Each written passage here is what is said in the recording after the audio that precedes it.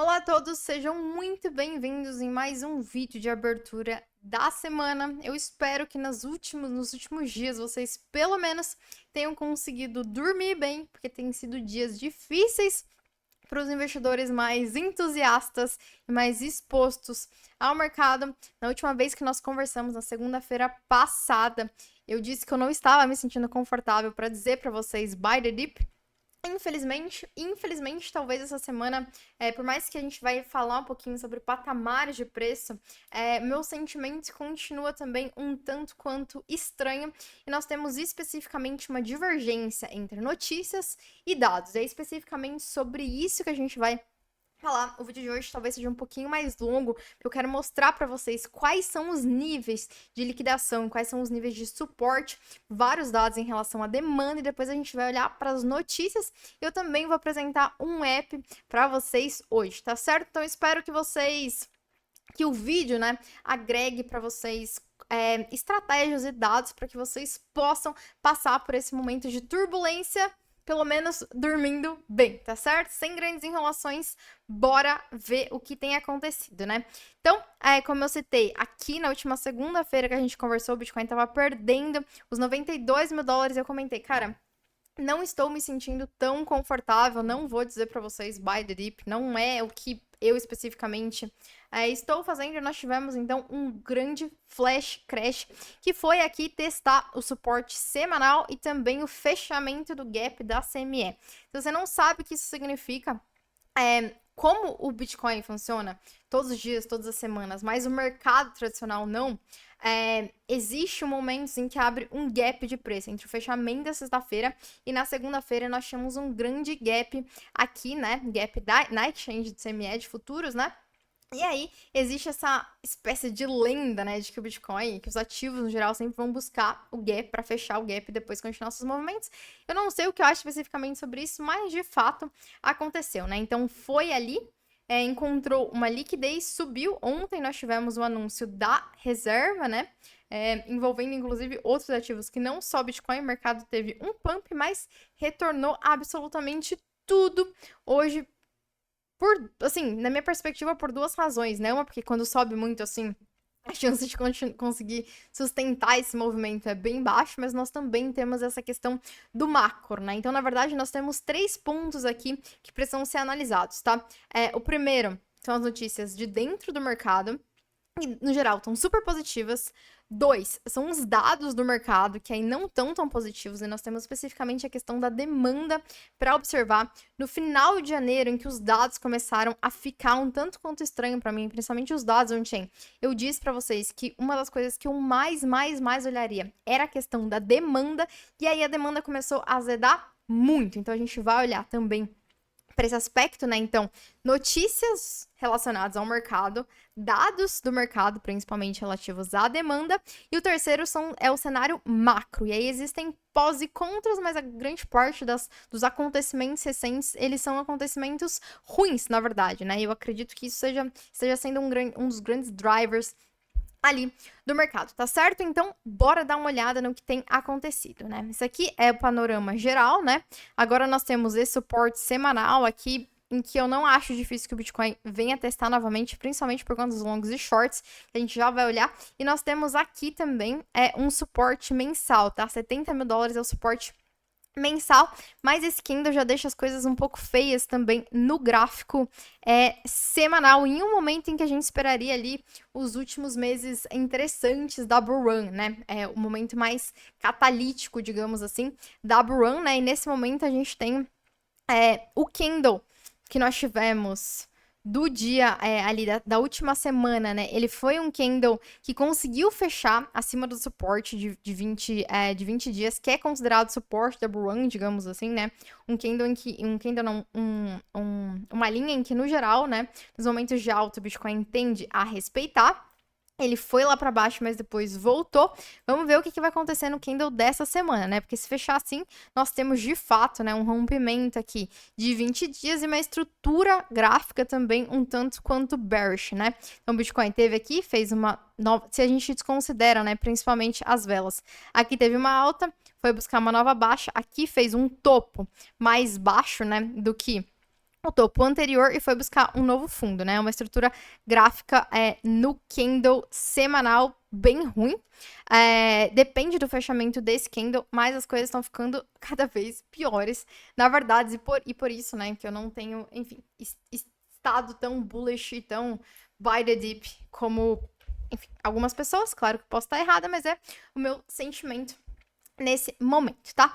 E aí, o que nós temos em relação aos níveis, né, também de suporte e resistência relacionado aos shorts e aos longs? Nós temos um posicionamento maior dos longs a partir aqui dos 90. Começa aqui, né? A gente pode considerar os 95.500. Aqui começa a ficar um pouco mais interessante a partir aqui, né? A gente encontra esses niveizinhos. Então, aqui em 80, é meio difícil de ver, tá? Mas 85.500, mais ou menos, mais um aqui em 84.500, mais um em 83.900. Se perder, aí os níveis, né, de recompra, aí eles voltam a partir aqui também desse patamar dos 79, e os maiores, né, vão ali até 76, 75 mil dólares, né? Então a gente espera que, se o preço cair até aqui, exista mais um pullbackzinho, né, acontecendo no Bitcoin. Porém, o que é mais evidente quando a gente olha esse gráfico de forma geral é que o mercado está muito mais posicionado para short do que para long, né? Então, quanto mais próximo desse amarelo aqui o Bitcoin estiver, ou qualquer ativo em questão, né? Mas nesse caso aqui é o Bitcoin, mais o mercado está tendendo ao short. E aqui é de fato o que está acontecendo. Então, nós temos esses níveis de compra, né? E de aumento dos longs ali e do posicionamento da perspectiva positiva para o preço, mas aqui a partir dos 95 mil dólares existe bastante posições shortadas acima de 100k, então nem se fala, né? Mas claro que à medida em que o preço vai chegando lá, essas coisas podem mudar, mas o cenário, né, nesse momento do Bitcoin vindo aqui, encontrando suportezinho, talvez tendo um pullbackzinho, mais um mercado muito mais com tendência ao short do que ao long, tá? Esse é o cenário geral do mercado. E aí existe, né, um aspecto muito evidente, que nós tivemos, né, ali acho que foi, que dia que foi aqui? No dia 26, né, o Fear and Greed atingiu, assim, níveis não vistos há muito, muito, muito tempo. Se a gente pega especificamente nesse dia aqui, então foi o Fear and Greed, ele chegou em 10, tá? Olha, gente, 10, vocês conseguem ver que é pouquíssimas vezes na história do Bitcoin que ele chegou nesses níveis. Nós temos ele aqui e aqui, o que é muito curioso, porque o sentimento daí do mercado, ele está como se nós estivéssemos no final do bear market. É esse basicamente o sentimento do mercado, né?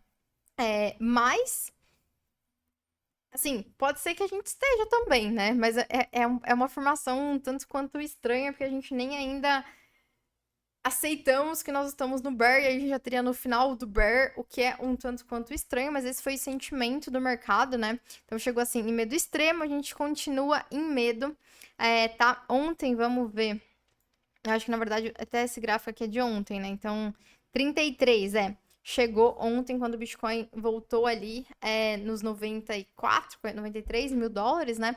Mas é isso, são 93 mil dólares com bastante medo e com poucos dias atrás em medo extremo, né? Então, o sentimento do mercado, ele é extremamente estranho, né? E quando a gente fala, o sentimento é como se a gente estivesse no final do bear, tão ruim que mas eu acho que é devido aos acontecimentos macroeconômicos principalmente, tá?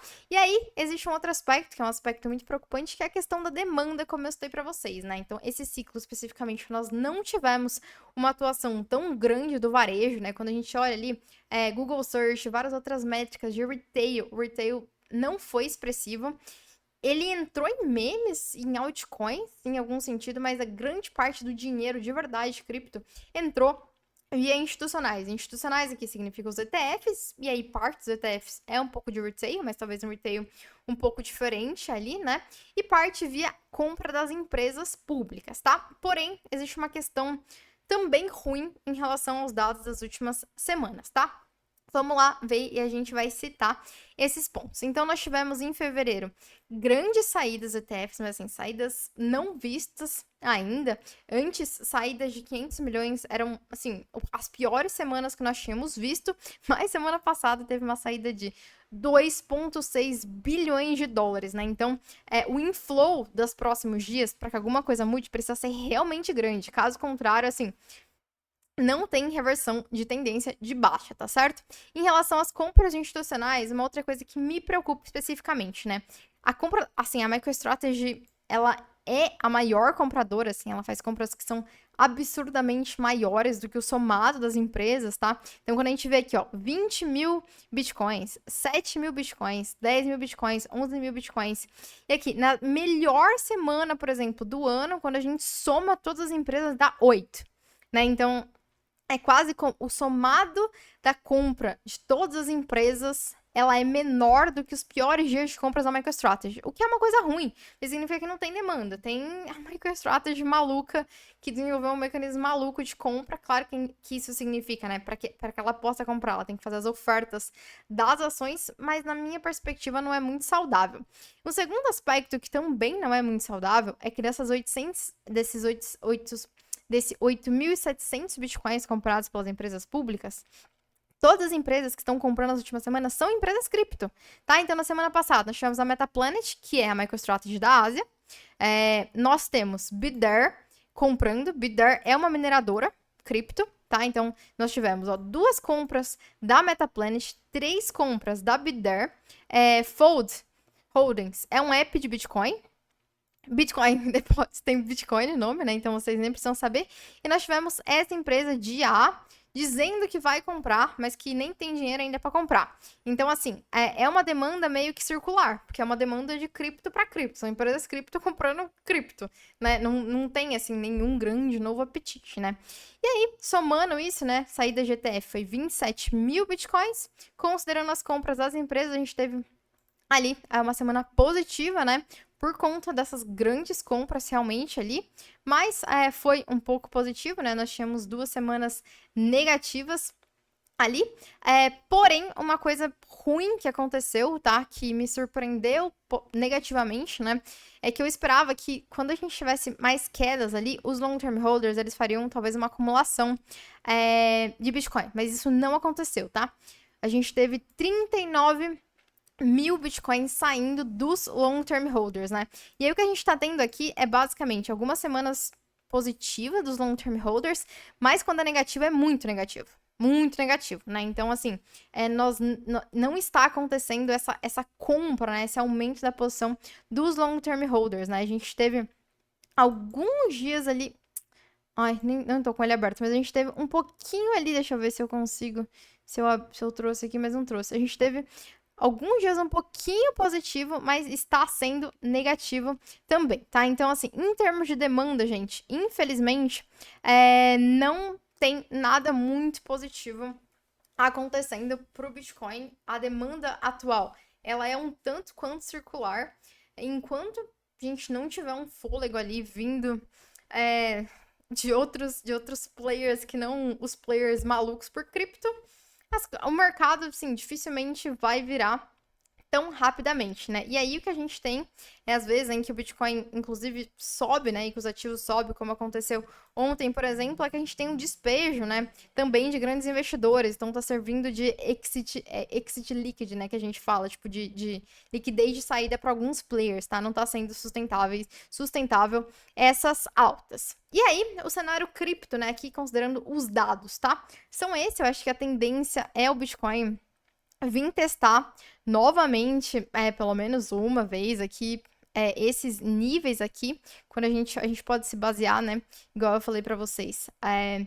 Nos níveis, pode ser de short long, né? Para ter uma ideia aqui, então vai precisar manter isso aqui, mas talvez tenha que cair para 77, né? Para encontrar novas fontes aqui de liquidez. 77 seria tipo aqui, né? De novo, então a gente tem as fontes de liquidez a partir desse patamar, então acho que a chance de vir testar isso aqui é grande, mas eu espero, assim, digamos que consiga fechar em cima Dá a média móvel de 20 dias, mas eu não estou vendo muito cenário para isso, infelizmente, né? Aí eu acho que assim, como eu acho que o Bitcoin vai vir testar isso aqui, acho que se for para pensar em algum nível de compra, é realmente nesse range aqui, tá? Nas hipóteses, nas melhores hipóteses, né? Mas não me parece impossível que o Bitcoin venha testar o suporte mensal também, né? O que seria, assim, bem complicado, mas não me parece impossível, tá? Porém, o buy the dip pra mim tá nesses patamares aqui um pouco mais baixos, mas é importante que a gente, enfim, que cada um considere o seu próprio cenário, tá certo, meus caros? Não esperem que algum influencer vai saber o que é o certo pra você. O que é certo pra você precisa ser considerando a sua própria realidade, tá? E aí nós temos em termos dos acontecimentos macro, tá?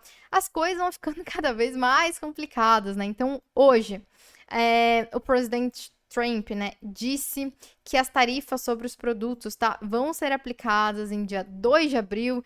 Depois ele disse que basicamente a única ali que vai ter alívio provavelmente é a Rússia. E aqui, antes de eu falar daqui, né, e ainda disse que, tipo, não tem chance, no way, Canada and Mexico can avoid the tariffs. Então, assim, não tem como eles evitarem as tarifas que entram em vigor hoje.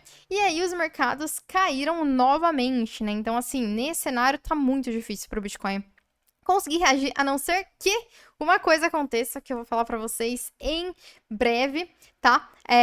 Mas somados a isso, nós temos a questão da estagflação, tá, gente? Que é o cenário que vem se desenhando. O que é estagflação? Estagflação é o que acontece quando nós temos inflação e estagnação financeira ao mesmo tempo, tá? Então a inflação tá alta, mas a gente não tem desenvolvimento econômico tão evidente, né? Essa foi uma das projeções que nós tivemos hoje também do Banco Central de Atlanta, que mudou a perspectiva deles, né? A perspectiva deles há 4 semanas atrás era de um aumento de PIB de 3,4% e agora tá menos 2,8%.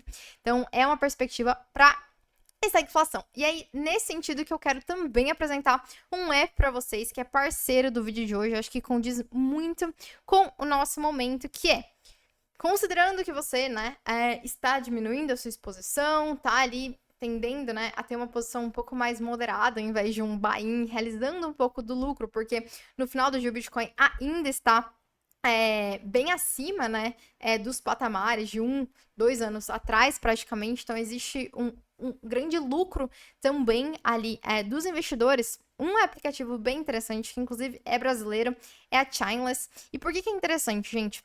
O aplicativo deles, vou falar alguns pontos, tá? Mas é que eles, assim, é muito, muito, muito, muito fácil para você usar e vai ter taxas, né, boas em comparação aos competidores, para você também fazer stake de dólar, né, que é uma forma de estar protegido aí tanto da volatilidade do mercado nesse momento, até que as coisas assumam ali um posicionamento mais interessante, e receber rendimentos em stake atrelado ao dólar, também se protegendo um pouquinho do Brasil, tá? É um app brasileiro e ele tem uma perspectiva que é muito diferente, que você faz um Pix em cripto, mas a partir do momento que você fez o Pix, você já entra no mundo de DeFi ali. Então, ele é um app, ele é não custodial, tá? A Chainless, ela não tem a custódia, de fato, e eles usam uma coisa chamada login social para isso, tá? Mas é uma forma, eu vou mostrar para vocês ali o app também, mas é uma forma muito simples de vocês fazerem um Pix e já basicamente estarem dolarizado com possibilidade de colocar em stake ali. Eu vou deixar o link aqui embaixo, tá? Especificamente aqui para vocês terem acesso, tá? Porque a Chainless, ela tá com ela só é acessível atualmente por convites, né? Então, para vocês terem acesso, vocês precisam acessar especificamente utilizando esse link. E aí eu vou mostrar para vocês como é que funciona e quão fácil tá? Eu vou ter que mostrar usando a gravação aqui da tela, só para falar para vocês, porque eu não tenho um cabo. E eu comprei um cabo errado, que eu não consigo colocar em tempo real para vocês com o meu celular. Eu comprei 2 cabos errados, tá? Então, vamos lá. Vou mostrar pra vocês, só que não vai ser real time, tá? No próximo vídeo a gente vai mostrar real time todas as coisas. Assim que vocês baixarem, vai abrir isso aqui, né? Então, compre cripto com Pix. E aí fala sem abrir mão das suas custódias, porque esse é o ponto, ele é não custodial, tem vários ativos ali disponíveis. E acesso, né, exclusivo por convite, como eu citei para vocês. Esse vai ser a aberturinha ali, né? Então, e aqui a gente tem um pouquinho da apresentação do app, tá? Então, basicamente, assim que vocês fizeram o Pix, muito simples, né? De fazer, não vou explicar vocês como faz o Pix, já aparece ali os rendimentos, né? E vocês podem comprar os ativos, clicar ali em renda, e aí vocês conseguem, vou parar aqui, tá? Então, ter acesso instantaneamente, praticamente, né? A esses ativos em stake já, né? Recebendo 4,8 em USDT, 4,6 em USDC ou 4,46 em DAI, né? E aí, quais são as diferenças em relação às opções que existem hoje no mercado, gente? Eu acho que é a questão da facilidade, principalmente, tá? Então, é muito fácil, enquanto é não custodial. Não existe, basicamente, nenhuma opção no mercado que consiga agregar essas duas coisas, né? E é bem legal que a forma em que é construído, né? Que é uma coisa que eu não vou explicar para vocês no momento, mas chama Account Abstraction. Né? Você não precisa ter, por exemplo, a FII naquele ativo para você conseguir fazer o stake. Facilita também bastante a vida quem já ficou preso com alguma moeda na wallet sem conseguir transacionar por não ter FII, né, naquela moeda para pagar, sabe qual é a dor de cabeça, então é uma alternativa bem interessante. Vou deixar aqui o link para quem tiver interesse, tá? Nesse tipo de produto, acho que vale bastante a pena, principalmente no momento em que talvez a gente tenha que reduzir um pouquinho ali, né? Tenha que ficar atento, principalmente para novas pullbacks ali, conseguir reduzir um pouco a nossa posição se o mercado continuar como está, tá certo? Porém, nem tudo são notícias ruins. Agora a gente vai para as notícias boas. Porque, como eu mostrei para vocês, os dados estão ruins, mas as notícias estão muito boas. A gente não pode perder isso de vista também, tá? Opa! Então, quais são as notícias, né? E o ponto. Hoje, por exemplo, nós tivemos, né, o Rei Dalio, que é uma pessoa que está há muito tempo falando sobre o potencial de crise financeira, né, e dos ciclos, e que talvez a gente esteja entrando num momento, assim, de uma queda muito mais prolongada, né, porque a estagflação é exatamente o momento em que os mecanismos do Banco Central para conseguir lidar ali com a economia, eles param de funcionar, né? Porque o que a gente tem? A gente tem uma inflação alta. Com uma inflação alta, você não pode cortar os juros. Mas com juros altos, a gente tem um processo de dificuldade no desenvolvimento econômico, né? Então o Banco Central fica meio preso, tá? Numa corda bamba ali. E hoje me surpreendeu, né? Que o Rei Dalio disse que o Bitcoin pode ser uma big part, pode ser uma parte grande na reestruturação de um sistema monetário baseado em dívida, tá? Então, assim, isso aqui, gente, por mais que isso, assim, as notícias, elas não estão fazendo preço, mas isso aqui é uma perspectiva, sim, que me deixa de verdade mais tranquila, porque sempre que eu penso, assim, no que tá acontecendo, o Rei Dalio vem na minha mente, e todos os últimos artigos dele sobre crise financeira, tá? E uma crise financeira prolongada vem na minha cabeça, então o Rei Dalio fala isso.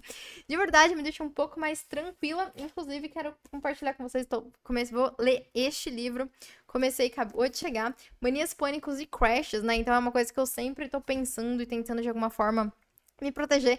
Esse anúncio do Rei Dalio me faz uma pessoa mais feliz, tá certo?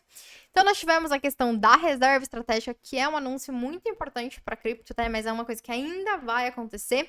Nessa sexta-feira, nós... Opa, não, isso aqui eu quero falar já, na verdade. Esse aqui antes, não. Cadê? Aqui.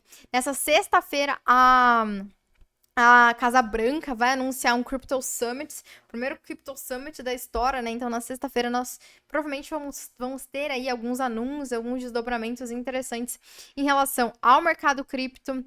Nós também temos um momento em que vai ser revotado uma regra relacionada ao imposto de renda que foi considerado super ruim para o mercado cripto, que foi aprovado no final do ano, ali meio que entre o Natal e o Ano Novo. Essa regra vai ser revista.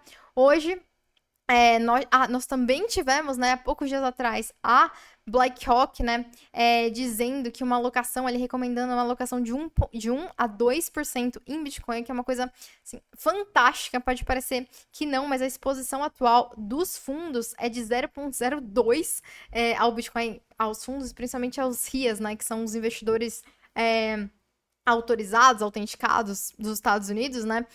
Menos de 3% dos fundos desses gestores têm Bitcoin no portfólio e os que têm é 0,02%. Então, assim, é uma alocação muito, muito, muito baixa e pouquíssimos deles. Ainda a gente tá, né, falando de um novo cenário, realmente. Ali, pro Bitcoin, nós também... Opa, queria, na verdade, trazer para vocês o dado da, da Kraken, mas não consegui, então só vou falar, né? A SEC também tá, assim, todos os dias praticamente desistindo dos processos contra as empresas cripto, que também é muito bom. E aí existe uma outra perspectiva, gente, positiva, que, assim, algumas pessoas estão realmente esperando, que é a injeção de liquidez, tá? Para o mercado. E aqui é uma projeção para frente, na verdade, tá? Do que provavelmente pode acontecer com o M2. E aí, o Bitcoin tende a acompanhar o M2, tá? Isso aqui é uma projeção para frente de, acho que, 3 meses. Então, assim, isso aqui pode, talvez, não se concretizar. Mas tem essas projeções oficiais, o Bitwise também fez essa projeção. E, de fato, o M2... Opa, aqui. Por que isso aqui não tá mostrando? Aqui. E de fato, o M2, tá vendo? Ele tem subido um pouquinho. Ai, deixa eu... Que coisa. Pera aí. O M2 tem subido, tá? E o Bitcoin, historicamente, assim... Eu ando mais inclinado a achar que o Bitcoin age junto com o M2 do que com o halving atualmente, tá? E aí, ó, se vocês podem ver, né?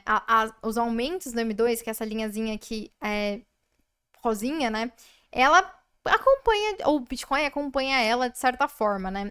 Às vezes um pouquinho mais adiantado, às vezes um pouco mais atrasado. Mas aí nós tivemos, né? Então, quando a queda do M2, o Bitcoin começou a cair, aumento do M2, o Bitcoin começou a subir. E aí, aumento do M2, Bitcoin subiu novamente, porém aqui, né, nessa subida, Bitcoin só caiu, nessa descida teve uma subida, ele se inverteu um pouco, tá? E aí aqui o M2 começou a subir e o Bitcoin continua caindo, tá? Então, aqui, mais ou menos, né, a gente começou um movimento reverso e talvez se, né, depende também da amplitude do movimento. Mas se essa projeção do futuro, né, do M2, de aumento da liquidez global, se concretizar, é um ponto bem positivo pro mercado, tá certo? Porém, é uma coisa, assim, incerta ainda, a gente precisa acompanhar os dados, mas eu acho que, assim, de fato, gente, nesse momento, é um momento em que existem os dados, existem as notícias, tem muita possibilidade de manipulação, tem coisas muito estranhas acontecendo, e eu acho que é um mercado em que a gente precisa ficar atento. Claro que se você tá numa posição confortável, se você tem bastante liquidez, se você não depende do mercado de forma geral, tá? 85 mil dólares pode ser uma boa entrada. Eu não acho difícil que o Bitcoin vá, nesse momento, tá? Que vá revisitar ali os 70 mil dólares. Mas a gente precisa acompanhar os acontecimentos. Mas eu acho que nesse momento é um momento pra gente, né? Assim, respirar com calma e tentar não deixar que as notícias de Buy the Dip sem nenhum pensamento influenciem a gente, mas também que a gente não tenha um super desespero, tá? De novo, as notícias são muito positivas, mas a gente tem... As notícias pra cripto são muito positivas, mas a gente tem um cenário macro bem complicado, tá? Então, cada vez que o Trump anuncia, né, as taxas, o mercado cai hoje. Olha, quando a gente pode ver os anúncios, quando veio ali os anúncios da tarifa, né? Ó, SP500 caiu bastante, tá? Isso aqui é futuro, isso aqui é o SP500, né? Perdeu também no semanal, perdeu a média móvel de 20 dias. Então, que também, ó, também é a média da Bull Run, tá vendo? Então, tá um cenário macro complicado. E isso tá fazendo o preço mais do que as notícias cripto, tá? Então, por isso que a gente tem que ficar atento ao que tem acontecido, ó. A gente vê, tá respeitando super bem desde março de 2023, tá? Teve esses momentos em que ele rompe, mas logo vai pra cima, mas é um cenário atento, né? E aí, até quero fechar, assim, com um disclaimer, que eu vi essa notícia hoje, eu fiquei chocada, né? Que hoje, as ações europeias, tá? Elas conseguiram atingir o time high depois de 25 anos. É chocante, né? Mas assim, as ações também, em alguns momentos, também vão ter uma retração. Foram anos muito bons. De forma geral, o SP500 ainda tá próximo do all-time high dele. né? Então aqui, all time high tá aqui, a gente não tá distante, né, do all time high, então o preço continua esticado, de certo sentido. Então a gente tem que ficar atentos, tá, meu caro? Espero que nenhum food, nenhum FOMO afetem vocês e que vocês tomem decisões, assim, realmente considerando tanto a perspectiva do mercado quanto também a história de cada um de vocês, tá certo? E é isso, a gente se vê no próximo vídeo. Para quem é membro Tubarão, você pode se tornar aqui embaixo. Nós nos vemos amanhã acompanhando as métricas, onde sempre a gente esmiuçar um pouquinho mais o que tem acontecido no mercado, principalmente também olhar um pouquinho mais de detalhe quem tá acumulando, quem tá vendendo, porque teve gente vendendo. Bastante gente vendendo, mas também teve gente acumulando. Então, os membros, a gente se vê amanhã. Até mais.